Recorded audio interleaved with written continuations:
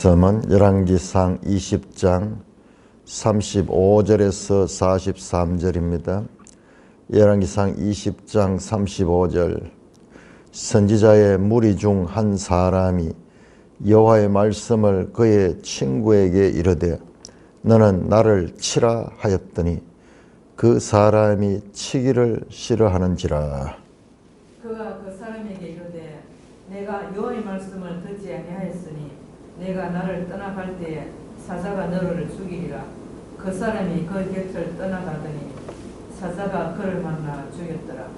그가 또 다른 사람을 만나 이르되 너는 나를 치라 하매 그 사람이 그를 치되 상하도록 친지라.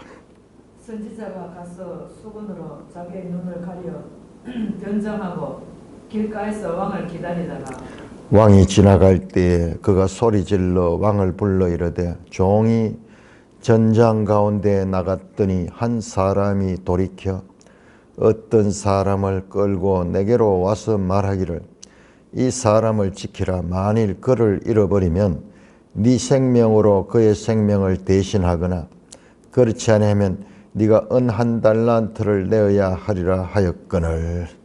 종이 이리저리 이를 볼 동안에 그가 없어졌나이다. 이스라엘 왕이 그에게 이르되 내가 스스로 결정하였으니 그대로 당하여야 하리라. 그가 급히 자기의 눈을 가린 수건을 벗으니 이스라엘 왕이 그는 선지자 중에 한 사람인 줄 알아본지라. 그가 왕께 아뢰되 여호와의 말씀이 내가 멸하기로 작정한 이 사람을 내 손으로 놓았은즉 내 목숨은 그의 목숨을 대신하고 내 백성은 그의 백성을 대신하리라 하셨나이다. 이스라엘 왕이 근심하고 답답하여 그의 왕궁으로 돌아가려고 사마리아에 이르니라. 오 하나님, 은혜를 감사합니다. 오늘 이 평범해 보이는 말씀 속에 비범한 하나님의 뜻을 발견케 하여 주옵소서. 예수님 이름으로 감사하며 기도드리옵나이다. 아멘. 자, 우리가 20장 이제 마지막 부분인데요. 다시 한번 20장을 복기해 보면은 20장에서는 아람의 전쟁, 아람이 이 사마리아를 침공했습니다. 아람의 왕 벤하닷이. 그래서 아합 왕은 그 앞에 쩔쩔매면서 어야든지 목숨을 살려달라 그러면서 모든 것을 내가 다 줄 테니까는 그냥 전쟁을 하지 않고 모든 것을 다 넘겨주겠습니다. 1절에 12절에 그렇게 했습니다. 자, 그런 이 비굴한 자세를 보이고 있는 그 아합 왕에게 하나님께서 선지자를 보내줬습니다. 그래서 익명의 한 선지자입니다. 자, 이게 중요한 거예요. 20장 13절에 익명의 한 선지자, 이름 없이 나옵니다. 이 선지자가 아주 중요한 역할을 하는 선지자인데 아합 왕에게 하나님 말씀을 전합니다. 하나님이 이 선지자에게 말씀했는데 이 전쟁에 지금 아람은 큰 나라고 큰 무리를 가지고 이렇게 월등한 무기를 가지고 자기들은 승리를 완전히 장담하면서 쳐들어왔지만은 하나님께서 이 전쟁에 함께하여서 하나님의 전쟁, 여호와가 누구인가를 아람 군대와 이스라엘 군대에게 알리겠다. 하나님이 함께하시는 전쟁은 사람이 어떠한 힘을 가지고 어떠한 준비를 해도 어쩔 수 없다는 하나님의 영광을 드러내는 사건으로 이 전쟁을 삼으려고 하는 하나님의 뜻을 알려줍니다. 그러자 아합이 그러면 누가 가서 이 전쟁에 먼저 나가야 되겠냐. 그러니까는 그 말씀도 지방의 고관 청년들이 가서 삽니다. 그 청년들 수가 몇이 되지 않아요. 200 몇 명밖에 되지 않아요. 말이 안 되거든요. 지금 저 적군은 수만 내지 십수만 명이 우리 두 번째 침공할 때면 십수만 명이 왔어. 어마어마한 힘을 가지고 왔는데 고작 몇백 명, 그것도 지방에 있는 이 지방의 고관의 청년들, 그러니까는 각 지방의 어떤 이 권력자들의 사적인 그런 이 군대인 것 같아요. 전쟁의 경험도 별로 없는 애송이 같은 사람이요. 그 사람들이 나가서 먼저 싸우게 될 것입니다. 그 예언대로 전쟁이 일어나니까는 그 사람들이 앞장서고 뒤에 이스라엘 군대가 나가서 20절입니다. 각각 적군을 쳐 죽임에 아람 사람이 도망한 자 이스라엘이 쫓아니 아람 왕 벤하닷이 말을 타고 말합니다. 이스라엘 왕이 말과 병거를 쳐 아람 사람을 쳐서 크게 승리더라. 도저히 있을 수 없는 전쟁의 승리가 있게 된 것입니다. 인간적인 방법이 아니고 하나님의 방법, 정반대로 전쟁 경험도 없고 수도 얼마 되지 않고 그런 군대가 앞장서서 저 노련한 벤하닷의 군대가, 지금 벤하닷은요, 이 시리아 쪽은 지금 그 지역을 일대를 다 정복하고 지금 이스라엘까지 정복하려고 하는 그런 팽창 정책을 피고 있는 전쟁에 준비가 된, 전쟁에 먼저 거는 사람이 준비가 돼서는 걸지 준비 없이 거는 바보가 없겠죠. 우리나라 6.25 사변 날 적에 이미 저쪽에는 다 준비를 해가지고 D-Day에 급습을 했잖아요. 우린 여기 무방비 상태로 있다가 이제 당하게 됐는데, 그런데 하나님의 말씀대로 이 전쟁에서 승리를 한 겁니다. 너무나 우리가 이 부분을 간단하게 지금 성경은 다루고 있어요. 항상 그래요. 여러분 여호수아서 한번 보세요. 적군들과 싸울 적에 하나님 함께 하시는 거는 그들을 쳐서 무찔렀더라, 이렇게밖에 기록 안 돼 있어요. 이게 여호와의 전쟁입니다. 여호와 만군의 하나님, 야훼 츠바오트, 만군의 하나님, 그거를 이스라엘에게도 드러내고 적군에게도 드러내고 오늘 이 성경에 있는 우리들에게도 하나님이 만군의 하나님이다. 그 하나님이 함께 하시면은 어떤 인간적인 판단을 초월하는 하나님의 승리가 있다는 것을 보여주는 사건입니다. 자, 그런 다음에 다시 20장 22절에 그 선지자가 이스라엘 왕에게 또 옵니다. 아람 군대가 다시 쳐들어온다. 준비를 해야 된다. 그렇게 말씀합니다. 그러니까 이 아합은 하나님에 대한 믿음이 별로 없더라도 그 하나님 말씀대로 되는 것을 경험했기 때문에 그 말을 유념합니다. 한편 아람에서는 자기들이 돌아가서 생각해 보니까는 결코 질 수 없는 전쟁인데 졌는 거야. 아무리 생각해도 지금 경험으로 비춰가지고 저 오합지졸 같은 이스라엘의 몇백 명과 몇천 명, 그 군대가 이 수만 명의 이 군대를 물리치는, 도저히 이해되지 않아서 그들이 생각했는 것이, 야, 이거는 그들의 신이 도와서 그렇다. 그런데 그들의 신은 산의 신이다. 사마리아를 포위했거든요. 사마리아도 산이에요. 그러니까 산에서 전쟁해서 우리가 졌다. 우리가 평지에서 전쟁을 하면 우리가 이길 수 있다. 저 여호와는 산에서만 잘 싸우기 때문에, 산의 신이니까는 그런 자기들이 도저히 납득되지 않으니까는 이제 그런 이 판단을 하고 이번에는 평지로 해가 바뀌어서 벤하닷이 더 이제 많은 무리를 모으고 이스라엘을 다시 침공을 했습니다. 아벡 지역을 통해 가지고 그렇게 침공을 했습니다. 자, 그러자 28절에 23절 그때 하나님의 사람이 이스라엘 왕에게 나와서 말하되 여호와의 말씀에 아람 사람과 싸우면은 승리한다고. 그래서 신념을 가지고 그 전쟁에 승리하게 합니다. 그래서 그 말씀대로 보세요. 거기에 28절에 하나님 다시 말합니다. 내가 이 큰 군대를 다 네 손에 넘기니 너희는 내가 여호와인 줄 알아.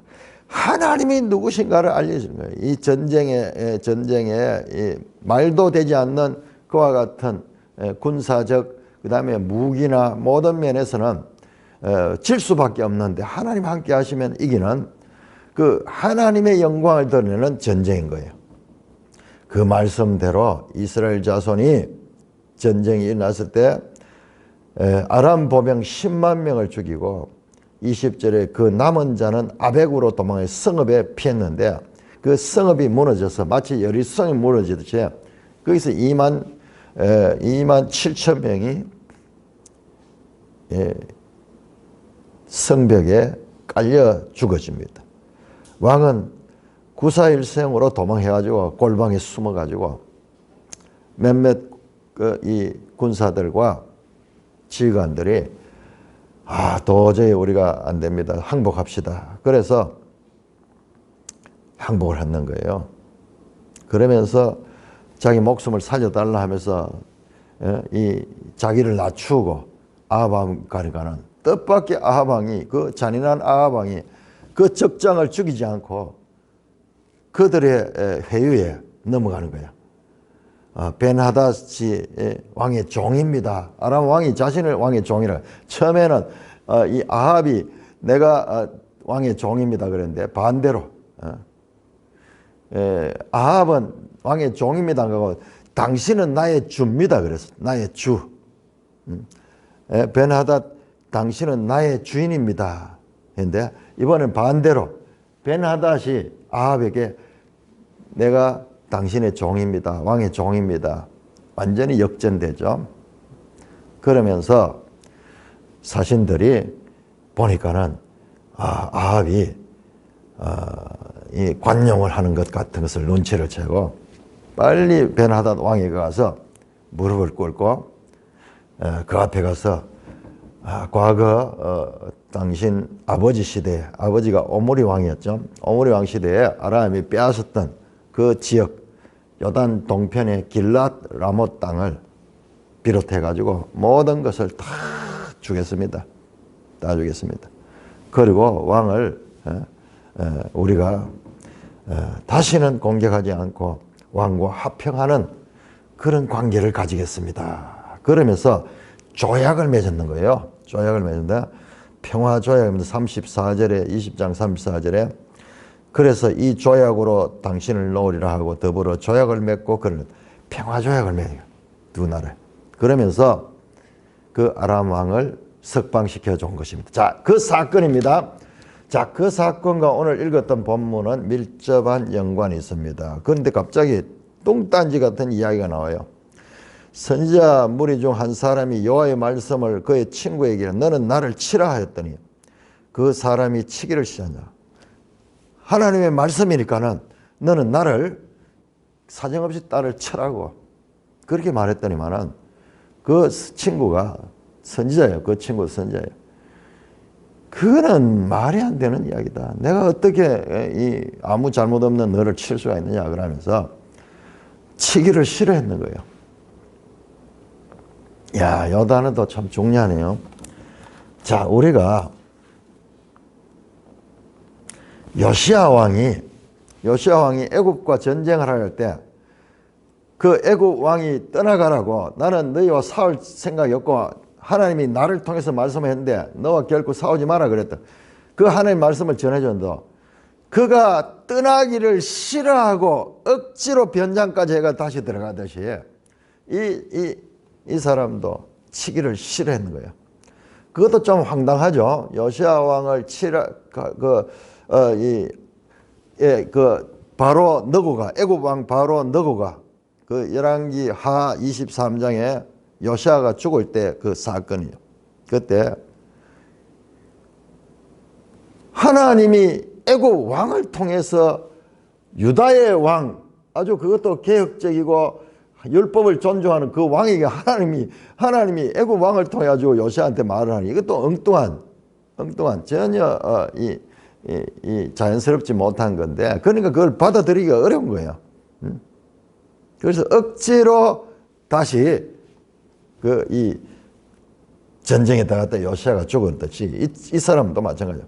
그 사람이 치기를 싫어했어요. 아니 누구와 입장이 돼도 마찬가지 아니겠어요? 가만히 있는 사람한테 나를 치라 그러니까는 그것도 사정없이 치라 그러니까 부상을 당할 정도로. 그러니까 누가 하겠어요? 여호와의 말씀이야. 아니 여호와의 말씀이 그 말도 안 되는 그런 짓을 하라고? 아, 나 못하겠어. 그랬는 거예요. 그러니까 그가 36절에 그 선지자가요, 그 친구 선지자에게 네가 여호와의 말씀을 듣지 않았다. 그러니까는 네가 사자가 너를 죽이라. 아니 그 말대로 그 사람이 그 곁을 떠나 사자가 그를 만나 죽였더라. 말도 안 되는 도무지 비정상적이고 그리고 엉뚱한 의외적인 사건이 일어납니다. 아니 지금 이게 무슨 아합 왕과 무슨 상관이 있는가? 그걸 우리가 봐야 돼요. 그걸 맥락에서 보면 이해가 되는데 그 맥락을 놓치고 보면은 이 말씀이 너무 성경에서 이상한 본문. 그러나 이 이상한 본문은 처음 나오는 게 아니었어요. 우리가 13장 24절에서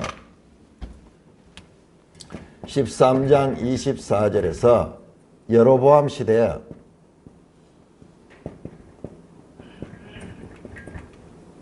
하나님의 사람이 사자에게 죽임을 당했던 그 사건의 반복이야. 자, 그런데요, 이 성경은 이 사건을 떠올리게 우리에게 사인을 심어놨어요. 자, 보세요. 20장 28절 보세요. 그때 하나님의 사람이 이스라엘 왕에게 나와서, 이 선지자가 하나님의 사람이야. 하나님의 사람이야. 그래, 이 13장에서 선지자 이름이 없는 익명의 하나님의 사람이 나왔듯이 지금 이 본문에도 익명의 선지자인데 그분을 하나님의 사람으로 칭하는 거예요. 그러니까 이 13장 사건과 이 사건이 평행을 이루는 그런 표를 딱 심어놓는 거예요. 이따가 내가 한번 정리하겠습니다. 더 하나님 말씀은요, 더 구체적으로 이 두 사건을 연결을 시키고 있습니다. 말도 안 되니까는 듣지 않은 거예요. 저 13장에서 하나님 사람도 마찬가지였잖아요. 그 베델 선지자가 속여가지고 그래가지고 먹지 말은 것을 먹었는데 다시 하나님 말씀이 누구에게면 그 거짓말을 했던 베델 선지자에 의해가지고 여호와의 말씀을 어긴 사람은 길을 가다가 사자에게 죽임을 당하게 된다. 그 말씀을 받았는 거예요. 영 이상하게 거짓말 시킨 사람한테 그 하나님 말씀이 맺는 거예요. 그러니까는 정말 길을 가다 사자에게 물려 죽어버렸어.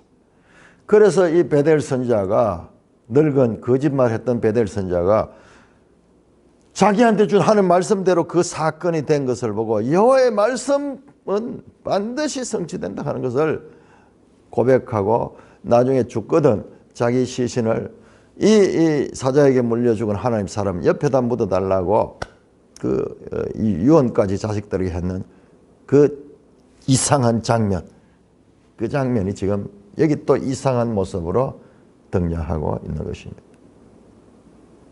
사자가 그를 죽여버렸어요. 그가 또 다른 사람을 만나 이래 나를 치라니 그 사람은 말씀대로 치니까는 아무 일이 없었어요.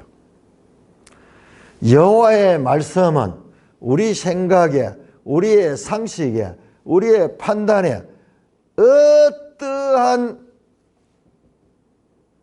것이 기준이 아니고 무조건적인 여호와의 말씀에는 순종해야 될 것을 알리는 사건이에요. 이 사건이 이제 이 아합에게도 적용됩니다. 자, 그러면 우리 여기서 정말 이 죽임을 당한 이 선지자의 친구, 선지자의 무리 중 한 사람, 그의 친구에게 하는 거예요. 이 사람도 선지자예요. 그럼 이렇게 죽어버렸어. 우리가 이 사람의 입장에서 볼 적에 너무 황당하잖아요. 너무 황당하잖아요. 이 사람은 뭐냐? 뭘 못하냐? 실험 도구에 지나지 않느냐? 이거 그냥 말로 하면 되지. 이 아합에게 지금 이 말씀, 자, 42절에 보면요. 왕께 아뢰되 여호와의 말씀이 내가 멸하기 작정한 사람을 네 손에 나게 되면 아합도 이와 같이 죽임을 당할 것이다라는 것을 지금 말씀하기 위한 하나의 그 사건과 연계된 사건이에요. 자, 그렇다면 이 죽임을 당한 사람은 그럼 도대체 뭐냐 말이야. 그 존재 의미가 뭐냐 말이야. 한번 치라는 거 안 쳤다고 사자에게 죽임을 당하니까 우리 이런 생각을 할 수 있어요. 이런 생각을. 하나님이 나쁘지 않는가? 여러분, 그런 생각 자체가요, 우리의 교만이에요. 우리가 하나님을 누군지 모르고 하는 소리예요. 여러분, 저와 여러분들은요, 여러분들을 괴롭히는 파리, 모기, 무서운 벌레, 바퀴벌레 이런 거 마음대로 처리하지 않습니까? 마음대로 처리하지 않습니까? 우리는요, 과연 그런 권리가 있습니까? 파리나 모기나 어떤 그런 이 바퀴벌레 같은 것도 피조물들이에요. 우리도 피조물이에요. 그런데 우리는 그런 것에 대해서 일말의 양심의 가책을 가지면 이건 없애야 된다고 마음대로 없앱니다. 마음대로 없앱니다. 길을 가면서도 우리가 길을 걸어 다니면 우리는 그런 작은 벌레들이 하면 거인 중에도 상거인이요. 그래서 밟혀 죽는 것도 많이 있을 거예요. 식물은 우리 마음대로 이렇게 막 이렇게 잡초라고 막 비내고 마음대로 우리 마음대로 하면서 창조주 하나님께서 피조물 인간에게 하는 것에 대해서는요, 우리는 토를 달 자격이 없어요. 이건 우리의 교만인 거예요. 하나님이 우리의 존재의 주인이 있어요. 모든 것의 이 주인이십니다. 하나님이 우리를 특별히 사랑하고 우리한테 이와 같은 하나님 형상을 닮은 그런 것으로 만들어준 이 큰 은혜를 입은 것은 사실이지만 그러나 하나님 앞에는요, 우리는 피조물들이에요. 저런 이 벌레들이나 그런 곤충들이나 그런 것들과 우리의 차이가 크죠?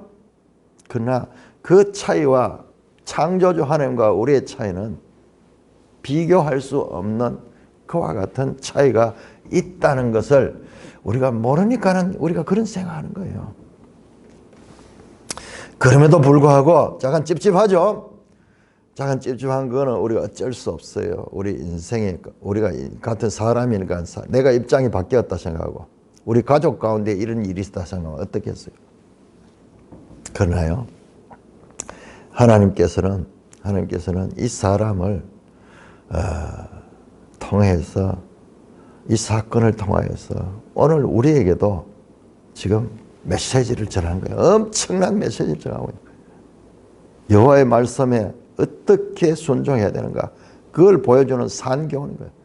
그냥 말로 해서 되지 않았잖아요. 이렇게 비정상적인 방법을 동원해도 끔찍도 하지 아니하는 그들에게 충격적인 그런 일을 하신 것입니다. 그러나 이 사람의 인격에 대해서 또 이 사람에 대한 그것은 하나님께 맡겨요. 하나님께 맡겨요. 우리가요, 우리 감정의 입장에서 막 인간이 안 되죠. 하나님 앞에 그렇게 원망하고 그럴 수 있는 존재 자체가 아니에요. 우리는 출발부터 마침까지 모든 것이 하나님 주권 안에 살아가는 존재들이에요. 우리 가운데 누가 태어나고 싶어서 태어난 사람이 있습니까? 마음껏 모든 것 우리가 선택해 사는 것 같지만 우리가 이 나라에 나고 싶어 나섭니까? 우리가 죽고 싶다고 죽을 수 있습니까? 이건 하나님의 주권적 섭리 아래 있다는 것을 우리가 믿고 하나님 말씀 앞에 순종하는 거예요. 우리 가운데 이 문제에 대해서 하나님에 대해서 부당하다, 하나님에 대해 원망이 든다, 이 속에는요, 우리가 하나님에 대한 무지와 그리고 하나님에 대한 자신을 마치 하나님처럼 판단하고자 하는 그런 하나님과 동격 레벨로 놓고자 하는 교만에서 나온 거예요. 신앙이 아니에요. 그래서 성경을 이런 식으로 보기 시작하면은 계속 못 믿는 거예요. 못 믿는. 그런데 믿음의 사람들은 이게 믿어져요. 믿어져요. 겸손한 마음으로 뭔가 좀 이상하지만은 믿어집니다. 이런 일은 저기에서도 있었죠. 13장에서도 있었죠. 자, 다른 사람이 그러니까는 상하도록 치는 거. 그러니까 이 사람 선지자가 붕대를 감고 그렇게 왕을 기다리는 거예요. 지금 이 사건과 이 사건을 독립된 걸로 보면 너무 이상하지만 이 사건은요, 자, 이스라엘 왕과 연관이 되면 이스라엘 모든 백성에 주는 메시지가 담겨 있고 뿐만 아니라 교회 시대의 모든 역사 가운데 우리에게 하나님의 말씀을 어떻게 지켜야 되는가를 보여주는 중요한 모델을 보여주는 사건입니다. 자, 선지자가 수건을 붕대를 가리고 변장하여 길가에 왕을 기다리다가 왕이 지나갈 때 큰 소리로 왕이여 왕이여, 내가 어떤 사람이 내한테 부탁을 했는데 사람을 좀 지켜달라고 그렇게 했는데 내가 이 전쟁 중에 싸우다 보니까는 내한테 부탁했던 그 사람이 맡겨놓은 그 사람을 잃어버렸습니다. 그때 내가 만약 조약을 맺었는데 그 사람을 잃어버리면 네 생명을 대신하거나 안 그러면 은 한 달란트를 내야 된다. 은 한 달란트는 40kg예요. 엄청난 돈입니다. 그런데 내가 이걸 어떻게 해야 되겠습니까? 내가 참 억울하게 됐습니다. 왕이여 판단해 주소서. 그러니까 그 왕이 네가 결정했기 때문에 너는 그 법대로 그대로 당해야 돼. 그렇게 법을 들이대면서 법대로 처리하라고. 그 말이 나오자마자 수건을 가루었던 붕대를 풀고 모습을 드러내 보니까는 선지자야. 자신에게 전쟁에 대해서 그 하나님 말씀을 전해줬던 그 선지자예요. 그리고 왕이 화들짝 놀라가 보니까는 그 선지자가 그 순간에 말씀합니다. 여호와의 말씀을 전합니다. 내가 멸하기로 작정한 사람을 하나님이 헤렘하기로 작정한 그 사람. 헤렘이라는 것은 이것은 진멸하는 거. 진멸. 반드시 우리의 생각과 판단이 없이 진멸하기로 작정한 사람을 네 마음대로 놓아줬다. 자비를 베푸는데 네 마음대로 하나님의 뜻과 다른 자비를 베풀어 줬어. 그 자체는 죄예요. 죄예요. 네 목숨은 그의 목숨을 대신하고 네 백성은 그의 백성을 대신하라 하셨나이다. 하나님의 말씀을 전해주는 거예요. 여호와의 말씀에는 상황이나 형편이나 어떤 이익이나 이해관계를 가지고 내 마음대로 판단해야 될 우리의 여지가 없다는 거예요. 헤렘 해야 된다. 헤렘.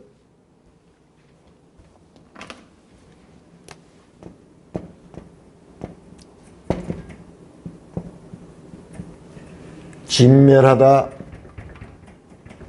온전히 바치다. 온전히 바쳐야 됩니다. 여지가 없습니다. 우리가 판단해가지고 어떤 거는 빼고 어떤 것은 이런 거 없어요. 무조건 이것은 헤렘해야 됩니다.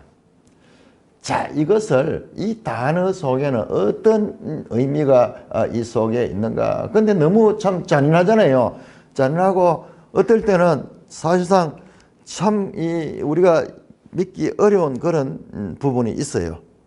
자, 요 헤렘 사건 이걸 어겼는 거예요. 그래서 내가 멸하기로 작정한 사람 할 때 요 멸하다 하는 요 단어가 요 헤렘이에요. 이거는 무조건 바쳐야 돼요. 무조건. 내 이해관계가 들어가면 안 돼요. 하나님의 절대 명령에 순종해야 돼요. 이거는 가장 큰 죄, 이걸 어기면. 자, 이 사건이 뭐냐 그러면은 바로 이걸 극명하게 보여주는 사건이 여호수아 6장 7장에 나오는 아간 사건, 아간. 이스라엘이 이 여리고성을 하나님 말씀대로 7바퀴 돌고 그러자 그 성이 무너졌잖아요. 무너졌잖아요.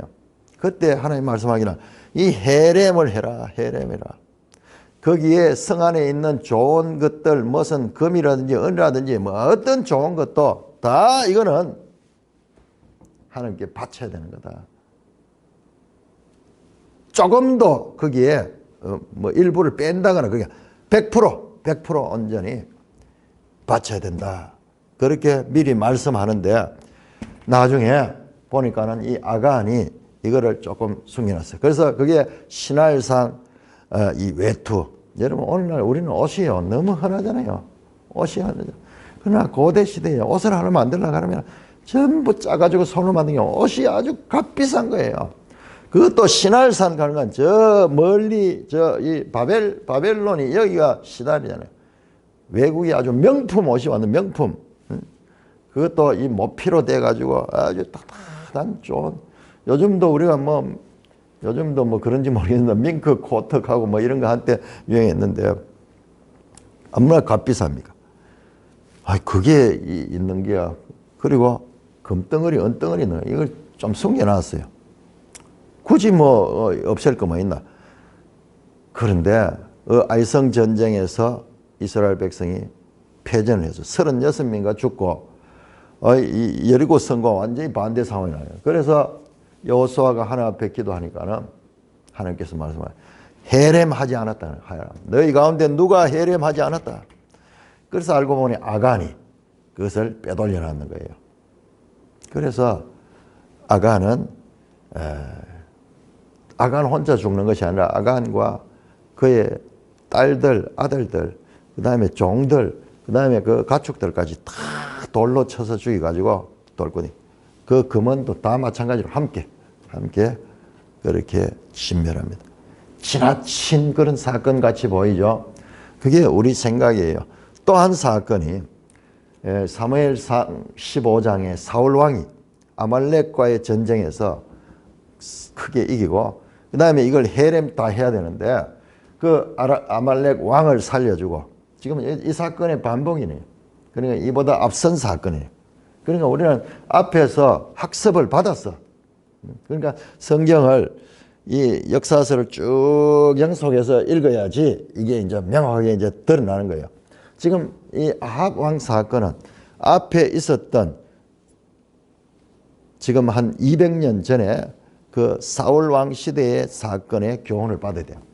그래서 이 아말렉을 진멸하지 않고 그 가운데 가축들이 좋은 게 있는 거예요. 그걸 좀 빼돌리고 그 다음에 왕도 살려주고 그렇게 하면서 이렇게 헤렘하지 않았어요. 사무엘이 와서 그 사실을 알고 노발대발하잖아요. 진노하잖아요.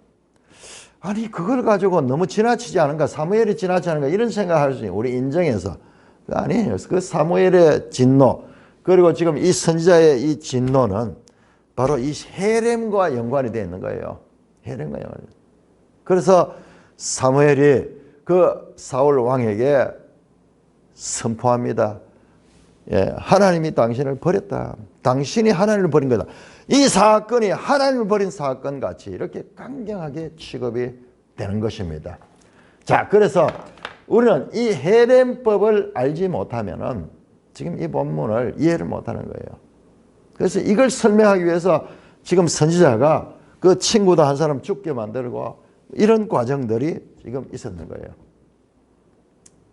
그래서 말을 한 거예요.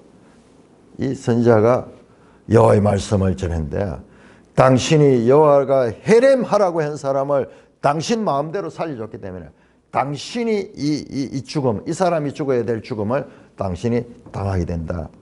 이 말씀대로 이 말씀은 나중에 22장에서 그대로 성취가 됩니다. 자, 여러분 이 사건을 보고 이 선지자의 하는 것과 이 아합 왕의 사건을 보고 연상되는 내용이 없습니까? 사무엘 하 11장 12장에서 다윗 왕이 이 전쟁 나간 그 우리아의 아내를 범한 그 사건, 아무도 모르게 완전 범죄로 이렇게 했는데 하나님께서 선지자 나단에게 오셔서 그 뜻을 가르치죠. 나단이 다윗 왕을 찾아가서 한 예를 들죠. 한 사람이, 가난한 이 사람이 양 한 마리를 가지고 있는데 그 마을의 부자가 그 가난한 사람의 양을 빼앗아가지고 손님 왔다고 그걸 잡아가지고 대접을 했다. 그러니까 다윗 왕이 듣고 진노하면서 그런 놈이 우리나라에 있단 말이냐. 그 놈을 당장 잡아가 죽여야 된다. 그런 놈을. 그때 나단 선지자가 바로 당신이 그 부자와 같은 인간이다. 지적을 했죠. 지금 마찬가지잖아요. 이 선지자가요. 탁 변장하고 있다가 내가 지금 이런 내려왔을 때 억울한 일인데 이걸 어떻게 해야 되겠습니까? 하기라. 아니, 법대로 처리해야지. 법대로 처리해야지. 네가 결정했으니까 네가 그걸 당해야 된다. 어쩔 수 없어. 맞습니다. 그 말대로 당신이 이와 같은 해렘에 대한 책임을 져야 됩니다. 그 말씀을 선포하는 똑같죠. 이 선지자들이 이 말씀을 전하는 정말 하나님의 선지자들이 하나님의 뜻을 전할 적에 하는 유형이 아주 닮아 있는 것을 보게 되는 것입니다. 자, 그래서 이제 앞으로 이 말씀은 성취될 것이에요. 여호와의 말씀대로, 여호와의 말씀이 그렇게 말했습니다. 그런데 여호와의 말씀은 반드시 성취된다. 이걸 지금 열왕기상 사건들은 우리에게 특별히 선지자들 등장해서 그것을 알려줍니다. 자, 그러자 이스라엘 왕이 태도가 보세요. 왕이 근심하고 답답하여 그의 왕궁에 돌아가려고 사마리아에 이르렀다. 이와 같은 하나님의 심판 선언을 듣고 그가 돌아가는데 마음이 근심하고 답답하여 왕궁에 사마리아로 돌아가게 되었습니다. 다윗 왕과 차이점은 나단 선지자가 그렇게 말해 다윗 왕은 거기서 회개하고 울면서 죄를 자복하고 용서를 구했는데 이 아합은 근심하고 답답하고 그의 왕궁을 돌아가서 이제 다른 일에 몰두하면서 이 일을 잊으려고 하는 것을 보게 됩니다. 자, 21장 1절에서 10절까지만 교독하겠습니다.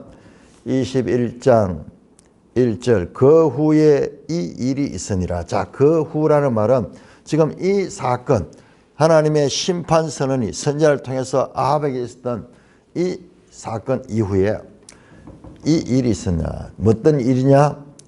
이스라엘 사람 나봇에게 이스라엘의 포도원이 있어 사마리아 왕 아합의 왕궁에서 가깝더니 아합이 나봇에게 말하여 이르되 내 포도원이 내 왕궁 곁에 가까이 있으니 내게 주어 채소밭을 삼게 하라.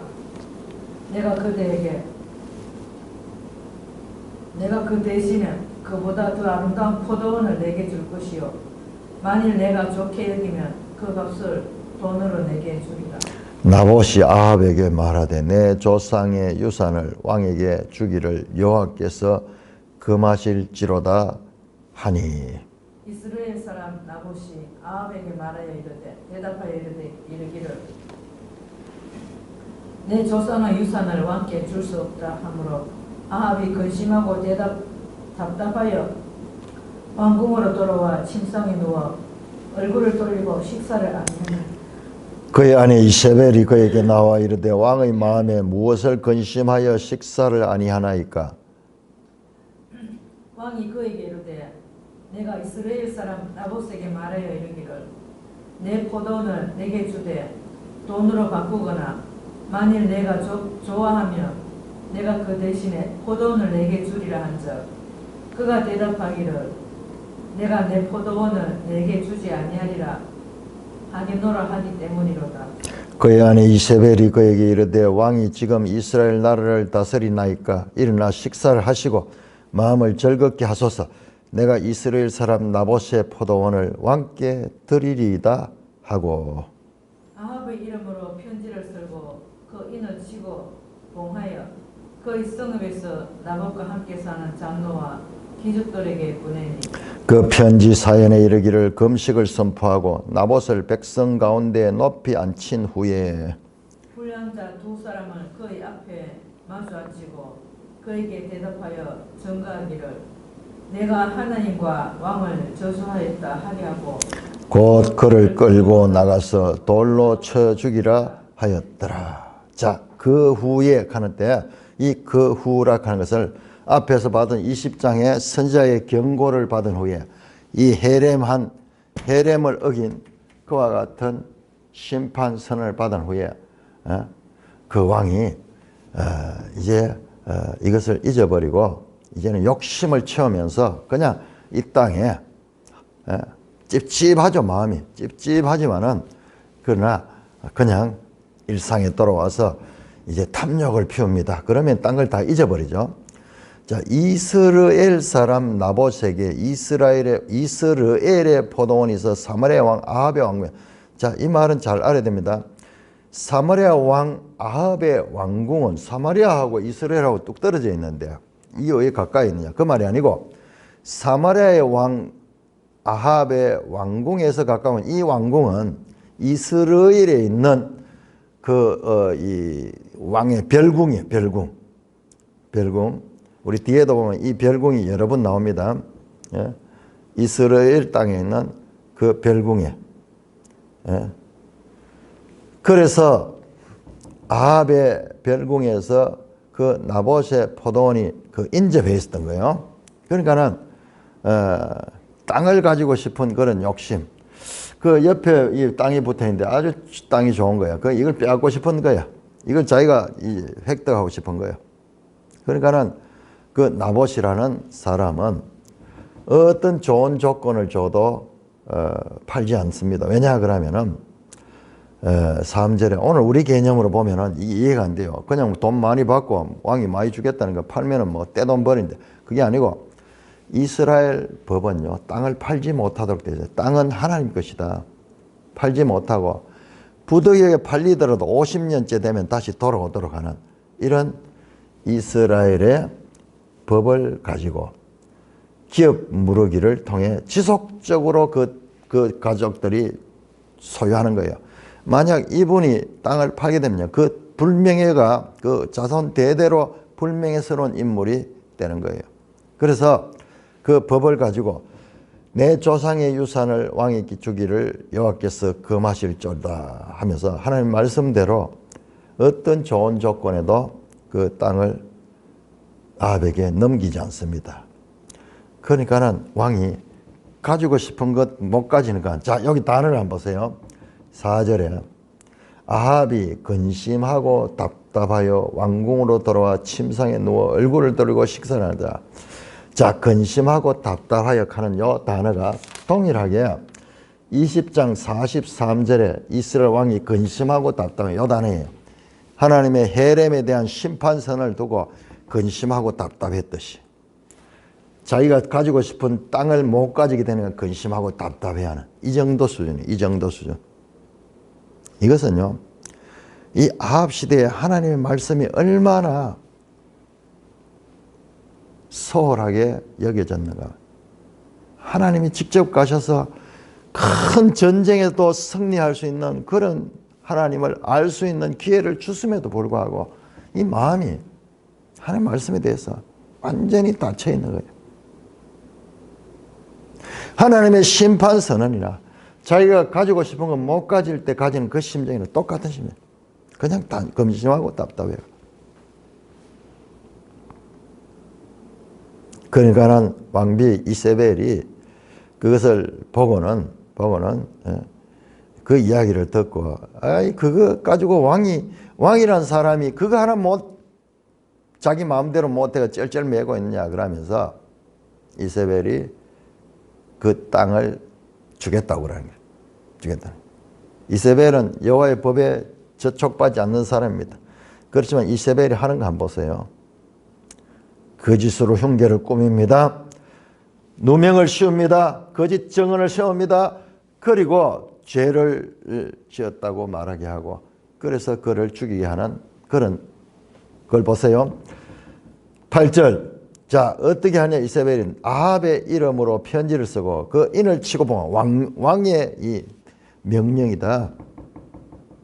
그래서 그 이스라엘 성읍에 사는 장로들을 회유해가지고 장로와 귀족들에게 이렇게 편지를 금식을 선포하고 나봇을 백성 가운데 높이 앉힌 후에 불량자 두 사람을 그의 앞에 마주하며 그의 증거가 되게 하라.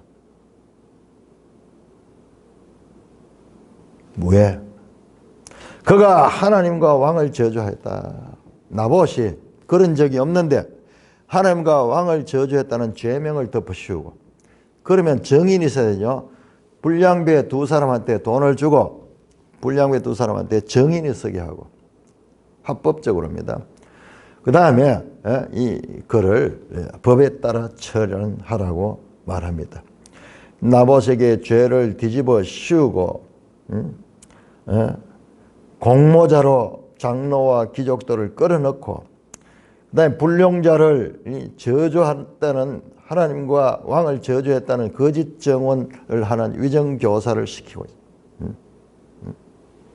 자, 이 이세벨이 하는 거 보세요. 전부 합법적인 법대로 하는 법.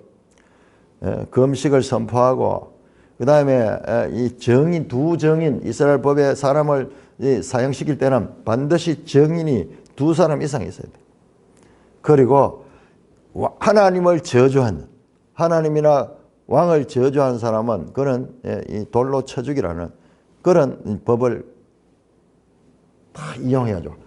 이스라엘의 법을 이용해서 무죄한 사람에게 그 법을 적용시켜가지고 그 죄를 뒤집어씌워 합법을 가장한 불법을 행하는 이와 같은 모습. 이게 오늘날도 똑같지 않아요? 오늘날도 참 우리나라 유명 정치인이 얼마나 이 법을 잘 알아가지고 모든 그런 그 심정이 가는데도 불구하고 그 법대로 말이죠. 법대로 확실한 정인이 없고 확실한 증거를 없게 만들어가지고 분명히 그것도 한두 건이 아니고 수많은 건수가 있음에도 불구하고 잡아넣지 못하다.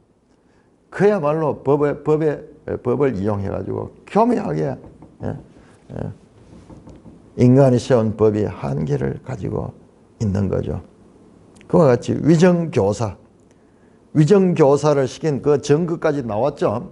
앞으로 그러나 판단을 받게 될 거예요. 그러나 법관들이 지금 여기에 공모해가지고 이 정인들이 공모돼가지고 매수돼가지고 합법적으로 불법을 행하는 이와 같은 악행을 이세벨을 통하여 우리가 보게 됩니다. 아합 시대 북이스라엘 사회가 얼마나 악하였던지 법으로서 무죄한 자를 죄인으로 만들어내는 이스라엘이 악행이 만연한 이와 같은 아합 왕의 시대의 단면을 보여주면서 이 사건에도 이제 선지자가 등장해서 어떻게 판단할까 우리가 보게 될 것입니다. 이어진 내용은 우리가 다음 시간에 보도록 하겠습니다. 찬송가 515장입니다.